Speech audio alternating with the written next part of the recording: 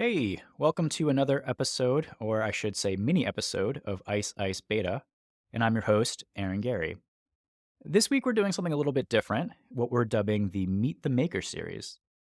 Each day we'll be releasing a mini episode with an entrepreneur who is making specialty gear for ice climbers. If you've ever wanted to hear the story behind some of your favorite, and soon to be favorite products, that's what we get into. We're doing this because we believe that thoughtfully designed gear is more than the sum of its parts. They are crafted by folks who have decades of experience in the sport, are refined through countless iterations and testing, and brought to life with genuine passion. I personally really enjoy hearing what inspired someone to start something and what led to certain design decisions. And hopefully you find that interesting too. On today's mini episode, we talk with Benjamin Leibham of Alto Gear. Stick around to the end to learn about the ice screw wrap giveaway and discount code. Ben, thanks so much for being on today. Yeah, thanks for having me on. This is awesome. To kick it off, what is the elevator pitch for Alto Gear? So with Alto Gear, I aim to create outdoor and climbing products that are first sustainable as possible. But I also want to create products that are functional and pretty unique. I mean, if you see my product lineup, right now I'm focused on ice climbing stuff. And everything is kind of made from bold, colorful combinations of repurposed and recycled materials. So I kind of want to do something that's just not out there in the market right now, and especially not in this ice climbing space. Just for nuts and bolts, what products do you have right now? So right now I'm focusing on ways to protect ice screws and crampons. So I've got a few different variations of an ice screw wrap or ways to protect ice screws, and then two different versions of a crampon pouch to protect crampons and stuff. I mean, we've seen before, you have ice screws thrown in your backpack or crampons thrown in your backpack, and they shred your down jacket or shred your shell jacket. So I thought that part of the ice climbing market was a little underserved. There are a couple products out there for that. But I thought we could do it better and do it a little more sustainable. So I wanted to focus on that to start and try to solve a really niche problem for the ice climbing community. I'm not here to bash other products, but I might talk a little bit and expand a bit about some of the competitors. I have the Petzl ultralight crampon pouch, and it works okay. It's quite thin though, and I've had it for a season, and it hasn't started shredding yet, but I don't know how long it will last, for example. And I've seen like the Petzl like ice screw holders, the Octo, which was why am I blanking on his name? Bozeman, former North Face team lead. What's his name? Conrad Anchor. Yeah, did he designed that, right? I think he did. He has his own ice screw product out there too that he kind of sells and gives money away for that. He was selling those at URA last year, gotcha. I think. But yeah, I think he probably had a hand in that too. How is what you're making maybe different than those, maybe not those specific products, but what's on the market now? Really, I think it comes down to the sustainability approach that I have. So I'm an industrial designer, and a lot of the work I do is with other companies designing products. And, as a designer, I see what's in these outdoor spaces in terms of products and kind of what companies are doing, what they're using, and what directions that they're going. And I just thought things could be done a little bit better. And I wanted to do things better from a sustainability perspective. That's something as a designer I try to focus on and push companies that I work with towards is sustainability. And I wanted to do it as well as I could myself in this ice climbing space. So what's unique about my stuff right now is a lot of it's all done with repurposed materials. So I get a lot of billboard vinyl in and repurpose that into the ice screw wraps and some crampon pouches. And then for a little more technical, lightweight stuff, I used fully recycled American-made fabric. And all my products then are all made either here in-house myself, or I outsource some of it to a small place in Colorado that does some of my production for me too. But regardless, every single product you're going to see is touching my hands, whether it's been the prototyping, the design, the cutting, usually a lot of the sewing, all that kind of stuff. Kind of small scale, small footprint, leave no trace kind of thing as much as I can. What does sustainability mean for you? I mean, is there an industry standard definition for sustainability? And I guess like, what is your own definition, if not? There's not really an industry standard definition, and I think that's a problem. I mean, Yvon Chouinard of Patagonia talks about it a lot, how sustainability isn't really possible in terms of a whole full circle approach to sustainability. And I definitely understand what he's saying by that. And to me, I think sustainability kind of comes down to the ethic that we've heard all as climbers of leave no trace. And stuff that I design and make and put my stamp on, I want it to leave as little or no of a trace as humanly possible. Like, again, so sourcing fabrics here domestically, keeping all the production right here so things don't have to be shipped overseas or back, or when I am, outsourcing production, it's to a place that I know does things the right way and are paying their workers the right way. I basically end up trying to use no virgin raw material, and it's all ends up being recycled or repurposed stuff. And stuff I can find locally. I should have also said earlier that I have your wrap. Oh yeah, from you, Ray? No, not from Ure. I bought it when I was in Colorado last winter, and I was messaging you like, "Oh, you're made in Colorado. Can I just like come pick it up?" And then you're like, "Well, I'm actually in Wisconsin." Yep, I am in Wisconsin. And then I got confused. Anyways, the point of bringing up the wrap was that it's made out of former billboard material, correct? Yeah, yep. So the initial ice screw wrap idea came when I was working with Tim Banfield, who is a big famous ice climbing photographer and climber himself out of Canada. And we were kind of talking about some different product ideas. I wanted to design a backpack. He thought there was some better stuff in this ice climbing space, so we dove into that and ice screw stuff. And our initial prototypes weren't made from billboard vinyl. They were just from fabrics that I could find locally in Colorado. At the time, I was living in Boulder.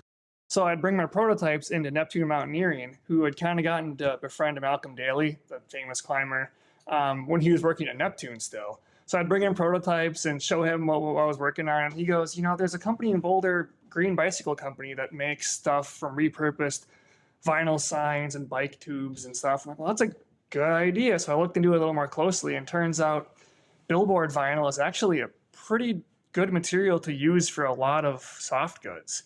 It's UV resistant, it's really durable because it has to be outside on roadside billboards for months, if not years. And it's fully weather resistant because it's a pretty kind of plasticky fabric material.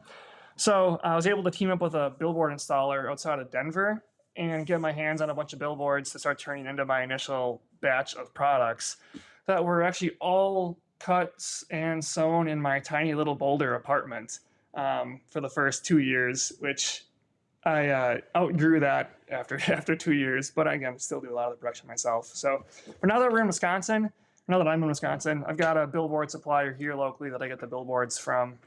So they literally come off the highway, maybe 20 minutes from my house here, and get turned into new stuff.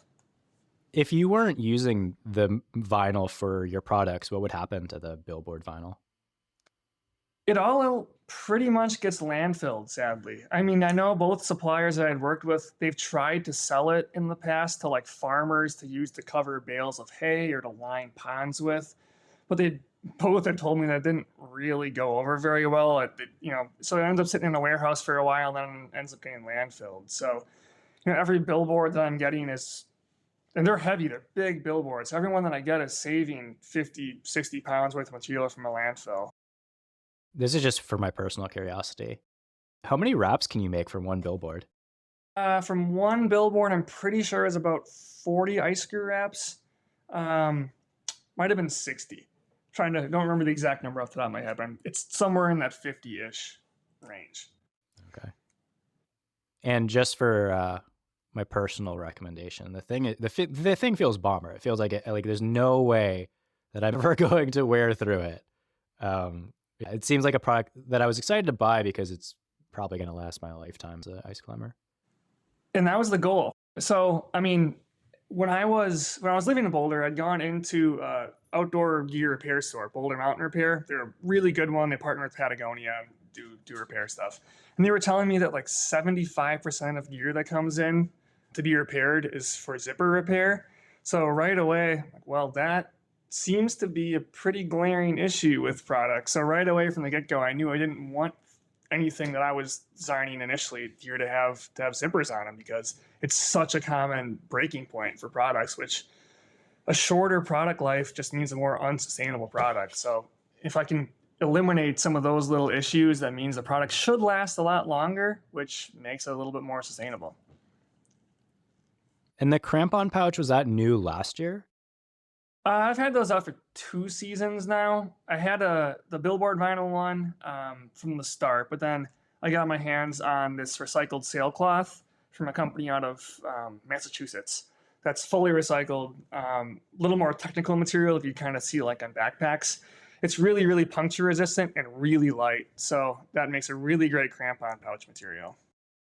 I'll get on my soapbox a bit, but I'll try to keep it short. I get really frustrated with throwing away gear consistently. So every time I buy something new, I try to get rid of something, and it's I try to buy used when I can, or I try to sell to like someone else in the community. So I'm oftentimes on like Mountain Project. Um, but like, yeah, I very much believe in like buying something that I know will last for at least 8 years, which seems about to be about the pace that I can like use a jacket without it kind of falling apart. That's pretty good. That's a lot better than a lot of people, I think. Maybe I'm just not going out hard enough. Still, still pretty good. So you were in Boulder, but now you're in, and let's see if I can get this correct, but I want to say it in the most Wisconsin way possible. Sheboygan. That is it. Yeah. Sheboygan, Wisconsin. Yep. What brought you to Sheboygan? I'm actually from Sheboygan, and my wife is too. So we decided to move back here when she finished her doctoral schooling in Boulder, because she got a job at a hospital here in Sheboygan and didn't want to turn it down. So we are back here on the shores of Lake Michigan in Wisconsin. I wanted to ask, how is the ice there? There isn't any ice here, and that is the hardest part for me as a mountain person being here in the Midwest. Is I'm kind of in a bit of a desert of verticality here. Even the closest climbing gym is still an hour from where I am too. So even just getting to do that has been a challenge. So I have to be very deliberate about getting out and doing stuff like that. I mean, I went up to the Michigan Ice Fest last year, or just in February, and that was a cool event and cool scene up there. And it seems like that's a great community. So it's here. It's just not very, very close to me. So I've got to drive a little bit. There's great climbing at Devil's Lake here in Wisconsin too, but it's still a 2 to 3 hour drive for me. So a little bit of a desert in climbing here. So a lot of people, when I talk about it here locally, have no clue what I'm doing. Like, what is ice climbing? Like, why are you making these things? People do what? And I'm trying to explain this to a very kind of blue collar Midwestern town about what in the world I'm trying to do here. Yeah, but you've won like 2 business pitch or accelerator programs there. Yep, and a good chunk of like a business pitch for people here in Wisconsin is trying to explain what ice climbing is, for sure. Did your wife give you like the ultimatum? She's like, you can have your either production lab or you can have an indoor gym. And then obviously you chose production lab. Not quite, but I'm going to try to talk my way into building a small wall on the outside of the house here. But no, I do have all my sewing machines set up in a good production room downstairs right now, and keep growing that collection. I watched one of your 24-hour design challenges, and you created a fully waterproof bag. It looked really nice, actually. 25 liters, Thanks. fully fully taped seams, et cetera, et cetera. I'm kind of just explaining what you produce, but it was really fun to watch. And it seems like you really enjoy the design and prototyping process. But I guess like the real question is, can you talk about like the process of producing that bag, and then what does an exercise like that teach you? Yeah, sure. So, I mean, ultimately, doing something like that is a way to make myself better. And that's kind of what we're all trying to do as climbers or whatever our professions are. You want to get better at your craft and what you do. And in climbing, it helps that you have a partner, you have a community, you're at a gym, you're at the crag, whatever it is. And you've got people pushing you to climb a little harder, work a little harder at that, work through the move a little differently. And that's kind of how you get better. And as a designer, I want to keep getting better too. But I work as a freelance designer and with Alto Gear by myself. So it's hard for me to kind of push myself to be a better designer if I'm not intentional about it. So doing small challenges and things like that are my way to help push myself to get better. So if I'm designing a backpack for someone or company or whatever it would be, that'll take months. That'll take 3-4 months of development and then several months of sampling and production. It'll take a year and a half to get a full product out that's, ready to go into production. And I just wanted to see how quickly I could kind of hack that process and lean into my experience and my skills to see what I could do. And I was going on a trip to Alaska with my wife's family, so I thought that was a good excuse to try to build something from scratch, and was pretty happy with the end result, like you saw on Instagram. Are you going to be releasing any new products this year? I hope so. I'm hoping to sneak a few things in this ice climbing season. I'm testing several new things right now. Got some things up in Canada. I'm going to send something to you. Where I'm testing a couple new ice climbing specific things and a couple different apparel items. The last several years, I want to get into the fashion industry or apparel industry a little bit, and I think that's an industry that has a lot of capacity for change and doing things differently. So I'm kind of testing out. It's a very small batch made locally right here in Sheboygan, kind of cut and sew outdoor apparel fleeces kind of things. So working on that pretty actively right now too. But yeah, so hopefully you get a couple new things by the end of this ice season, but if not, it'll be in the summer. What do you think the future holds for you? I think the future for myself is leaning into what I do well, and that's being a designer in the outdoor space and focusing on sustainability and kind of disrupting the status quo a little bit. Like I think there's a lot of things that can be changed in the outdoor product industry, from materials to product lifespans to how the products are made and where they're made. And I kind of want to push that. And that's Alto Gear is my first little foray into kind of doing things a little differently than what other people and other companies are doing. And I'm hoping that that's scalable and expandable. I started my first foray into doing things on my own in college. I started sewing custom backpacks for people out of my college apartment in Minneapolis. And, I'm just trying to keep pushing that envelope a little bit further and see kind of what sticks. Are there other areas that you're seeing maybe where it's like, yeah, this doesn't make sense why we're still using this sort of like older design or process or material in ice climbing? Yeah, that's a good question. Gloves is a good one for sure.